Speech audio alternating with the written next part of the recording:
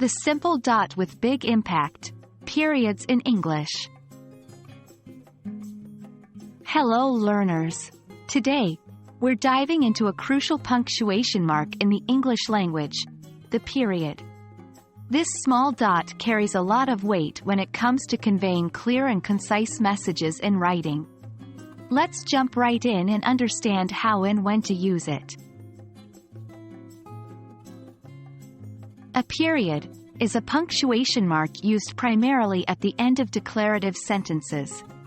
These are sentences that make a statement or express an opinion. In essence, a period signifies a full stop, indicating that a particular thought or idea has concluded. For example, she loves to read books. The sun sets in the west. Periods are also commonly used in abbreviations. An abbreviation is a shortened form of a word or a group of words. Examples include Doctor, Doctor, Mr., Mr., US, United States. However, it's essential to note that not all abbreviations use periods. Modern usage tends to drop the periods in many abbreviations, especially with acronyms. For example, NATO, not NATO, UN, not UN. In the US, periods are used as decimal points in numbers. For instance, 3.14.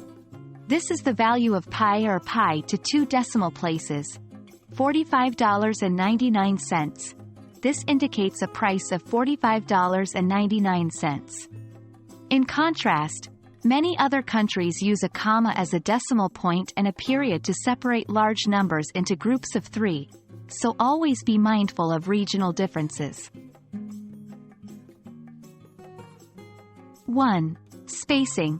After a period, always leave one space before starting a new sentence. 2. Capitalization.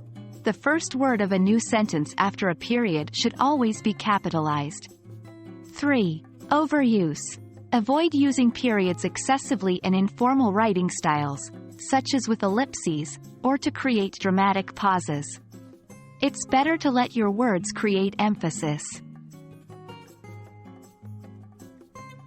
That's it for today's lesson on periods. Remember, this small punctuation mark can make a significant difference in your writing clarity. Practice using periods correctly, and you'll be one step closer to mastering English grammar. We hope you found this video helpful. Until next time, happy learning!